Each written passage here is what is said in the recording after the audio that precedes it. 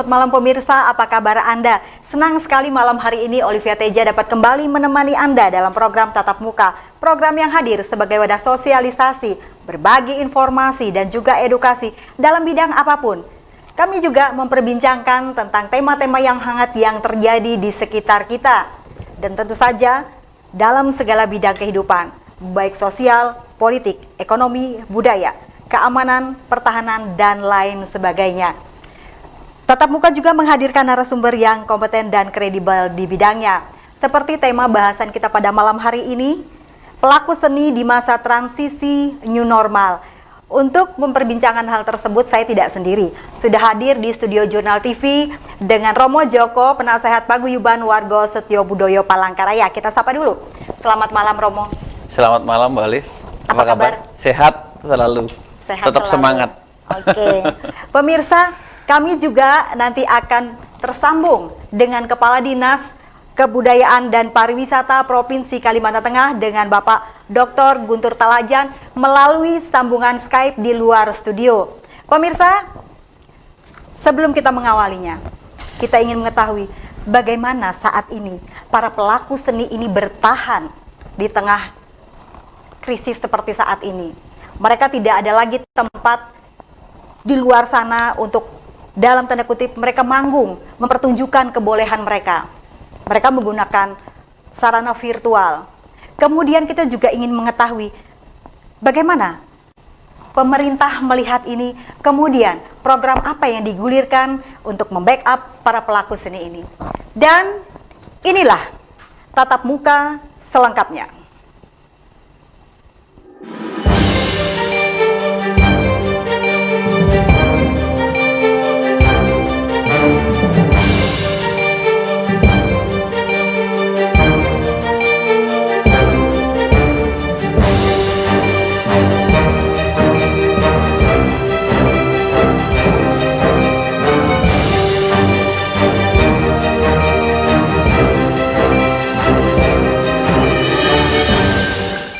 Pemirsa, seperti saya katakan tadi, kita ingin mengetahui bagaimana pelaku seni dan budaya ini dapat bertahan.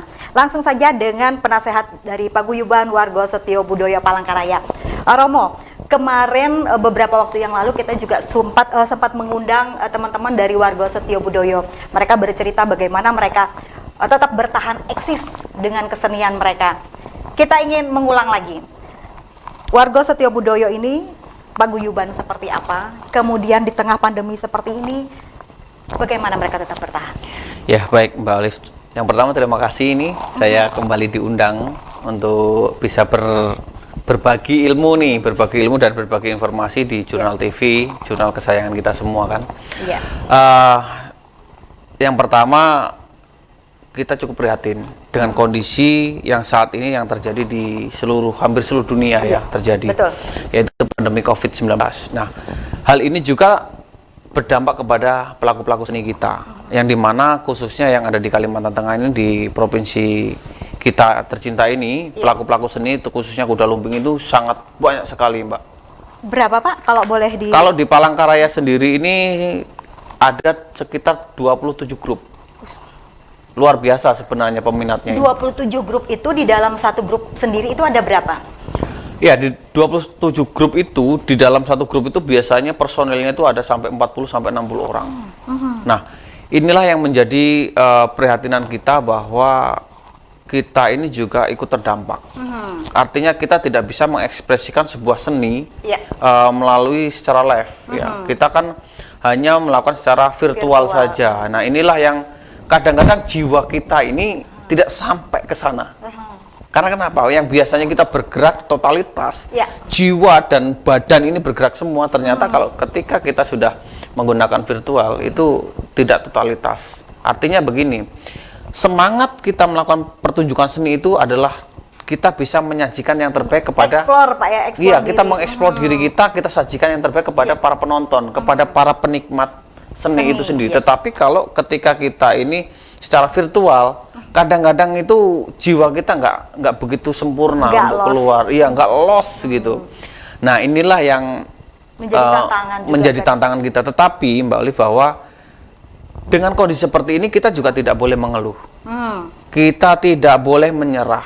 Ya. Kita tetap berjuang. Selaku kita memiliki mental yang kuat, seni ini tetap harus ada di dalam diri kita. Tetap harus kita kumandangkan. Syukur-syukur dengan adanya seni ini, dengan adanya seni kita secara virtual ini, kita bisa tetap mengeksiskan diri, menyajikan yang terbaik kepada orang, supaya kebahagiaan yang kita sajikan ini mereka bisa menikmatinya. Kemudian bagaimana teman-teman yang selama ini berlatih, kemudian mereka ada pertunjukan, dalam tanda kutip juga ada order di luar sana, itu seperti apa sekarang, Pak? Nah, Untuk kuda lumping, reog? Iya, sekarang memang tidak ada sama sekali. Artinya secara pertunjukan secara live ya, secara live yang artinya ada order itu sudah tidak ada sama sekali. Karena apa? Karena biasanya kita ini hampir 1 bulan, 2 sampai 3 kali kita tampil, kita di order atau kita diminta untuk menampilkan dengan ada budget tertentu ya. Tetapi sekarang tidak ada sama sekali. Biasanya yang mengundang ini dari mana saja, Pak? Dan acara apa? Kita begini, yang ngundang itu bermacam-macam ya. Terutama kita ada acara, contohnya perkawinan. Terus itu hajatan ya. Hajatan itu ada perkawinan, ada khitana dan sebagainya. Ada ulang tahun kita biasanya diundang. Terus kemudian ada acara-acara kayak dinas dan sebagainya. Juga kita kadang-kadang menyelenggarakan event-event itu. Sekarang tidak bisa kita lakukan sama sekali. Untuk sementara teman-teman ini vakum, tetapi untuk berlatih sendiri seperti apa, Pak? Kan tidak mungkin mengumpulkan banyak orang, ataukah ada cara mungkin 5 orang dulu latihan, kemudian gelombang berikutnya, atau seperti apa sekarang skemanya? Ya, kita menggunakan skema itu per segmen, Mbak. Per segmen itu adalah pertarian.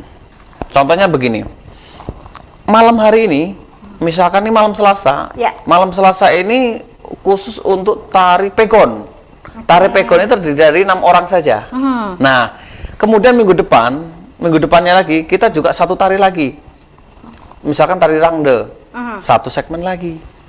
Jadi kita nggak semuanya kumpul. Jadi kita bergantian. Itu mensiasatinya supaya memang kita tetap mengikuti aturan yang sudah ditetapkan oleh pemerintah. Kita tidak boleh melanggar dan itu pun kita lakukan dengan protaf atau protokol kesehatan yang sudah ditentukan dan kita juga harus mengikuti.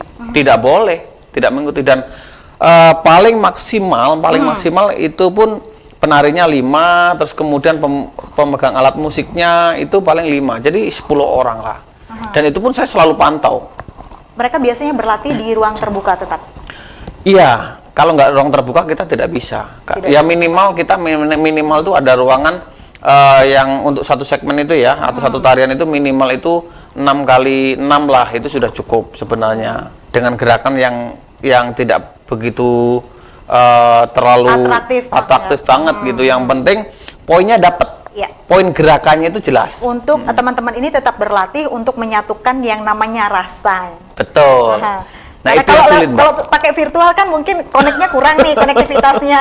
Rasanya kurang. Oke lah, orang bilang coronya dapat, tapi feel-nya yang kayaknya kurang nih. Kalau di teman-teman paguyuban ini sendiri apa saja, Pak? Selain tadi reog, kemudian tari pegon, apalagi, Pak? Banyak, Mbak. Kita setiap grup itu mempunyai ciri khas masing-masing.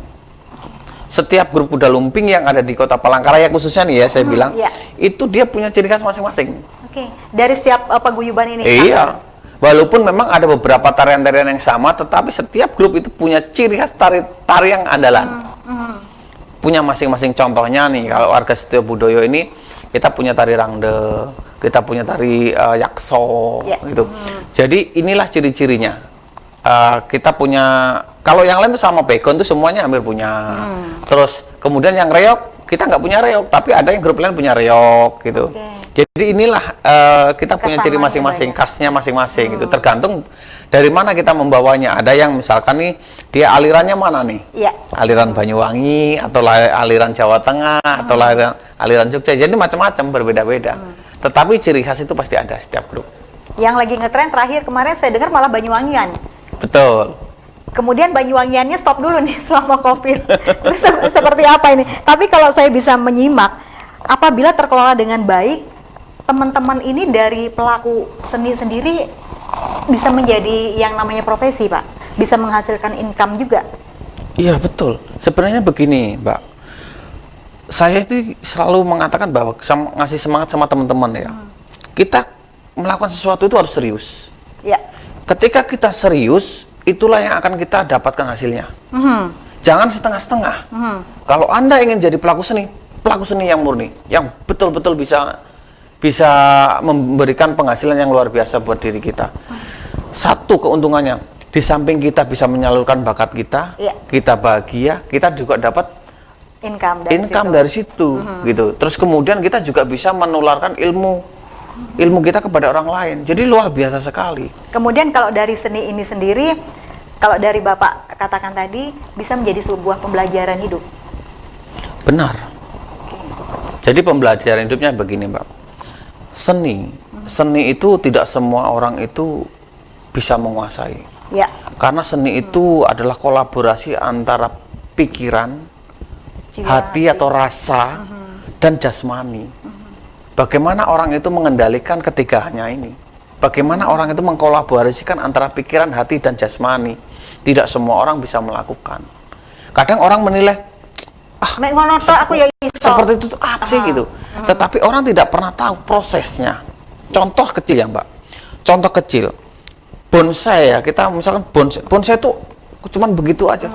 Tapi untuk membuat kerdil, untuk membuat bagus, itu prosesnya panjang. Sama pelaku seni ini. Pelaku seni ini ya, kita mengorbankan waktu, mengorbankan tenaga, mengorbankan pemikiran, harus bagaimana sih saya menciptakan sebuah kreasi tarian seni, orang bisa menikmati dengan baik, orang bisa bahagia. Yang bahagia bukan pelaku seninya, tapi penikmat seni itu yang harusnya dari apa yang kita suguhkan.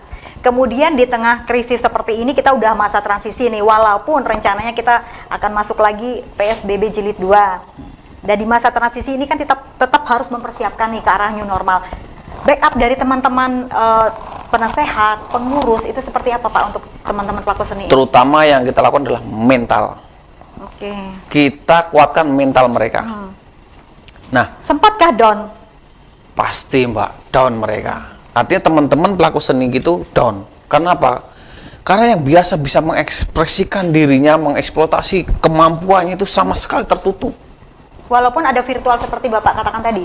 Iya, walaupun, tapi tidak, virtual itu begini Mbak, seperti yang saya katakan tadi. Tidak bisa mengeksplor secara totalitas gitu. Beda dengan dilihat penonton. Waduh, jangan ya, penonton banyak itu membuat jiwa kita udah luar biasa, tertantang untuk menampilkan yang terbaik. Nah itu ketika virtual ya hanya yang dihadapkan kan berbeda gitu. Memang inilah yang terutama ketika kayak seperti saya ini, saya selaku penasihat, harus mentalnya yang harus kita tanamkan yang dulu. pertama kali. Jadi mental teman-teman pelaku seni itu harus kuat dulu untuk menghadapi new normal. Apalagi ini akan ada PSBB jilid 2 itu sebenarnya luar biasa sekali pukulan di dalam diri kita. Kemarin sempat kita mendengar bahwa ini masa transisi akan normal, kemudian tiba-tiba teman-teman mendengar lagi rencananya pemerintah akan menerapkan PSBB. Mungkin di situ sudah jatuh lagi kayaknya nih. Ya, kemarin sudah seperti ini, Mbak. Jadi saya sudah kan kita namanya ada grup. Pasti punya program kan? Ya, saya sudah sampaikan program. Nanti begini, kita akan latihan di tempat lain dulu. Karena ini lingkungan masyarakat tentunya akan menjadi sorotan. Saya sudah alihkan ke tempat khusus yang kira-kira tidak tersorot oleh masyarakat banyak dan kemudian tidak berkerumunnya masyarakat banyak. Nah, saya sudah sarankan itu dan saya sudah membuat program itu. Nanti sistemnya adalah kita mungkin 2 grup saja, 2 tarian atau 3 tarian saja, sehingga kita bisa mengaturnya gitu. Tetapi dengan kondisi seperti ini, tapi kan ini kan belum jelas juga ya, Mbak. Artinya belum jelas, ketika belum ada perwalinya dengan jelas, kita juga tidak bisa mengatakan bahwa positif PSBB, tidak. Artinya tetap support mental kepada mereka. Misalnya toh nanti akan ada PSBB, tetap teman-teman ini udah punya dalam tanda kutip itu tadi rencana mengakali gimana caranya tetap bisa berlatih, tidak melanggar protap itu sendiri, seperti itu? Iya, Mbak. Jadi gini, saya ada strategi yang kedua. Oke, ditahan sampai strategi dulu. Baik. Pemirsa, jangan kemana-mana, kami akan kembali setelah jeda pariwara berikut ini. Tetaplah bersama kami di Tatap Muka.